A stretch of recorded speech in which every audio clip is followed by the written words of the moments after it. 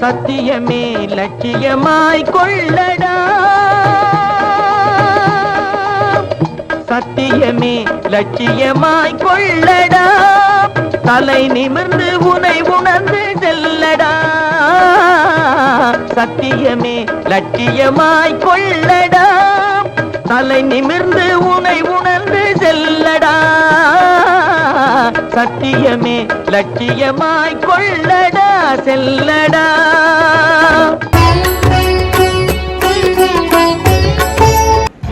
நீங்கள் பார்த்துக் கொண்டிருப்பது மாசிமகன் யூடியூப் சேனல். தொகுத்து வழங்குபவர் சேவை செல்வம் டாக்டர் சுபசிவ பெருமாள் யாதவ். இந்த சேனலை சப்ஸ்கிரைப் செய்து கொண்டு தொடர்ந்து பாருங்கள். தினமும் ஒரு தகவலுடன் உங்களை சந்திக்க இருக்கிறோம். நன்றி, வணக்கம். தொடர்ந்து ஆதரவு தாருங்கள்.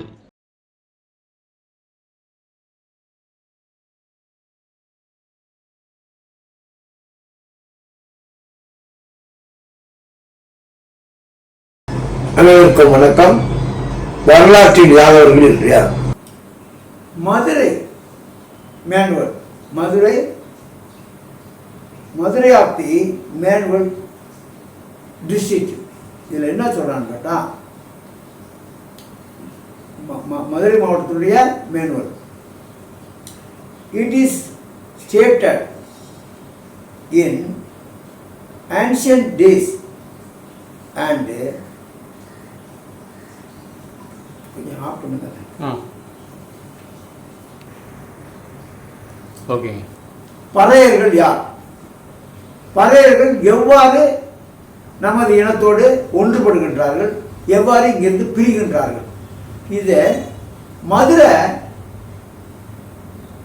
Manual of the Madurai district. Madurai டிஸ்ட்ரிக்டுடைய வரலாற்றை எழுதினவங்க எழுதியிருக்காங்க.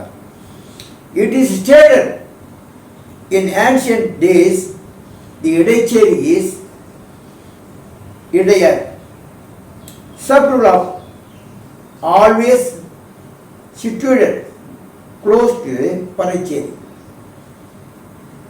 or Paraiyar suburb in every property continued village. அதாவது ஒவ்வொரு கிராமத்திலையும் இடச்சேரிக்கு அடுத்து பறைச்சேரி இருக்கும் அப்படின்னு சொல்லிட்டு ஏற்கனவே சொல்லியிருக்கேன்னா, இப்போ அந்த மதுரை மேனுவல் டிஸ்ட்ரிக்ட் மேனுவல் வந்து சொல்கிறது வந்து இங்கே ஆதாரப்பூர்வமாக சொல்லியிருக்காங்க.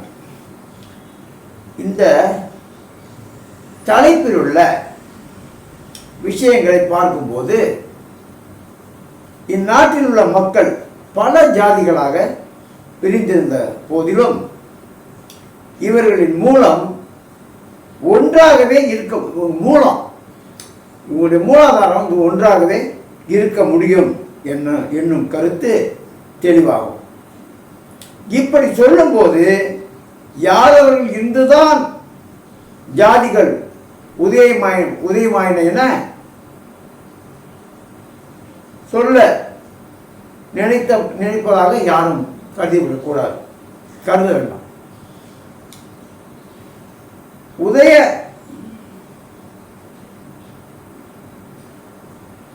உதயமாயின என நாம் சொல்ல நினைப்பதாக யாரும் கருதிவிட வேண்டாம்.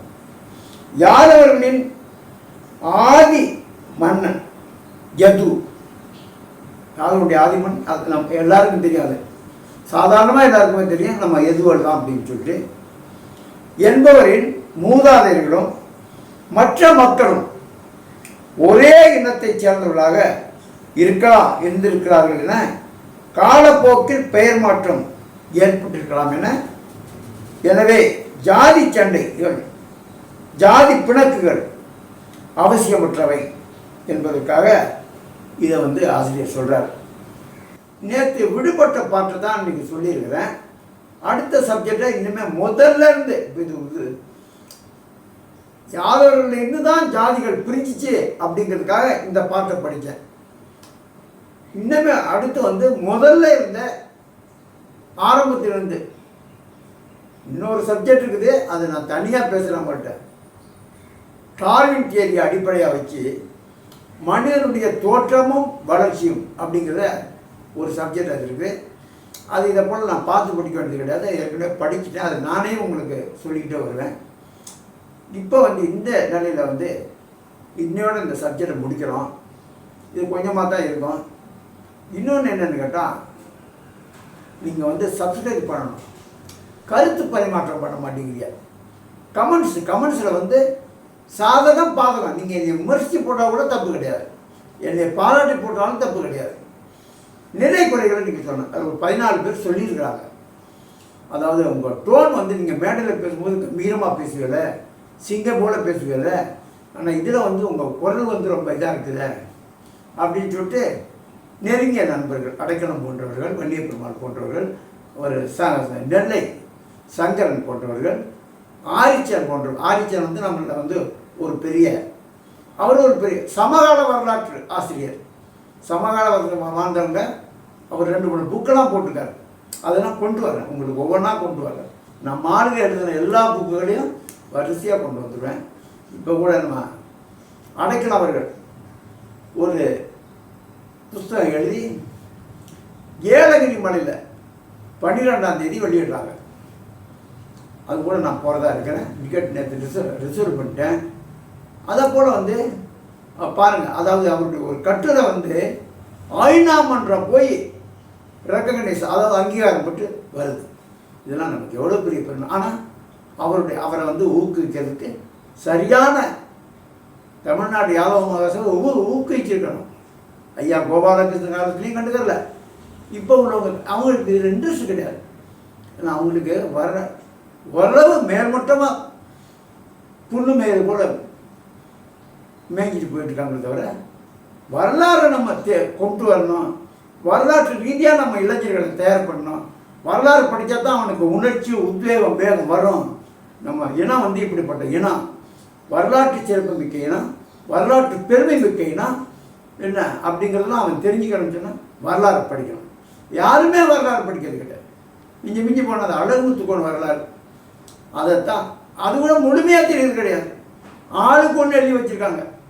அவர் பேராசிரியர் ஷாஜகான், அவருக்கு தான் அரசாங்கம் அங்கீகரிச்சிருக்குது. ஆனால் அதை விட வந்து ஒன்று தான் எழுதுறது தான் சரி அப்படின்னு சொல்லிட்டு சுபாஷ் யாதவ் சொல்லிட்டு நெல்லையில் இருக்கார்.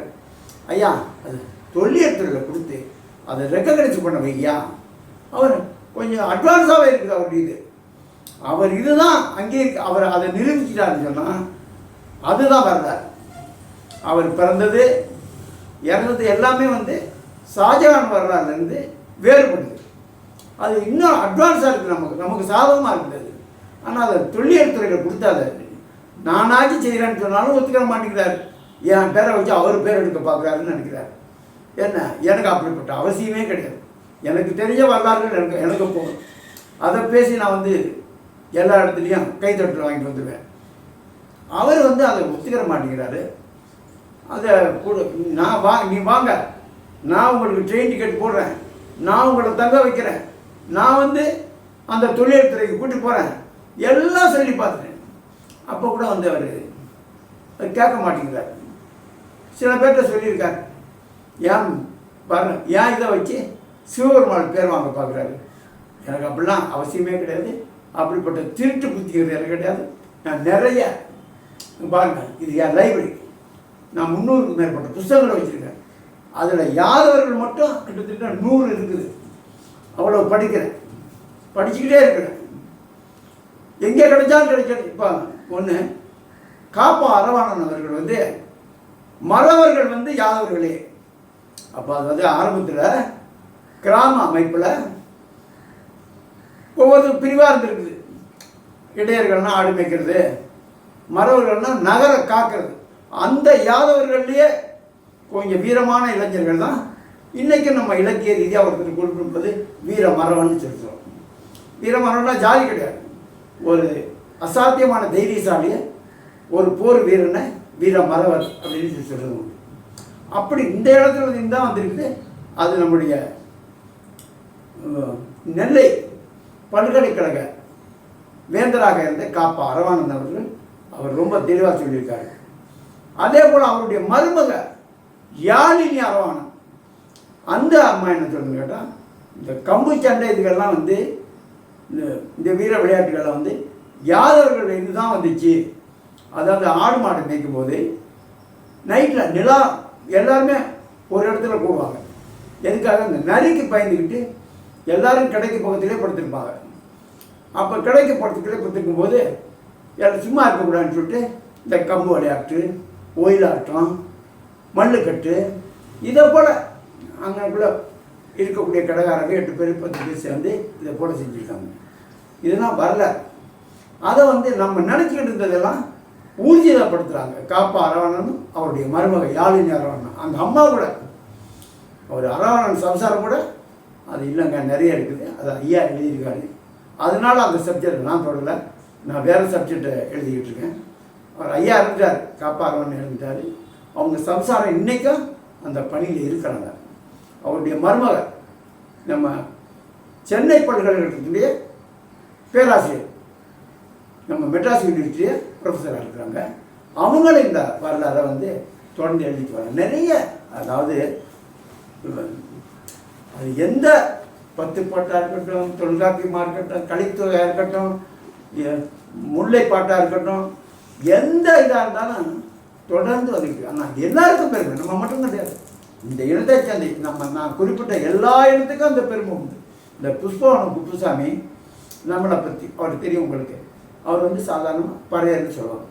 அந்த புஷ்பவனம் குப்புசாமி நம்மளை பற்றி ஆய்வு பண்ணி அவர் டாக்டர் பட்டம் வாங்கினதுக்காக அவர் எடுத்துக்கிட்ட சப்ஜெக்ட் வந்து என்னட்டா யாதவருடைய சப்ஜெக்ட்.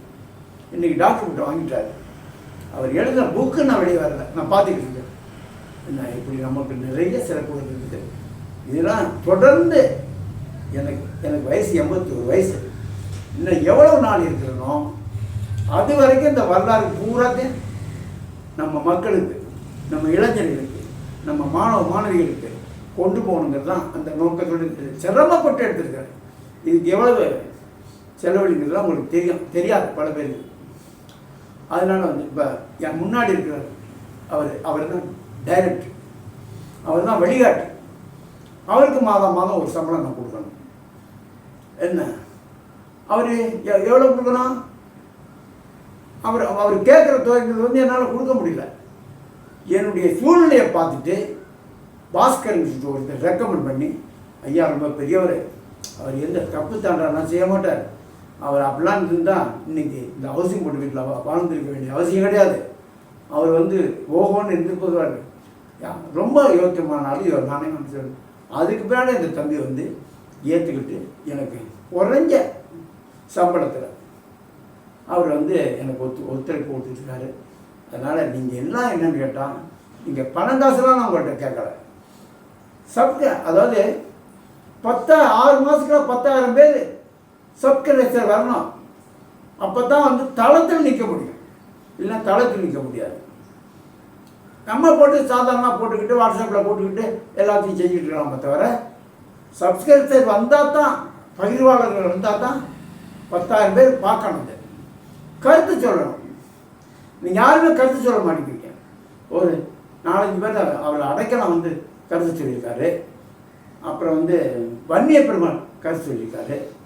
ஒரு 14 பேர் தான் கருத்து சொல்லியிருக்காங்க.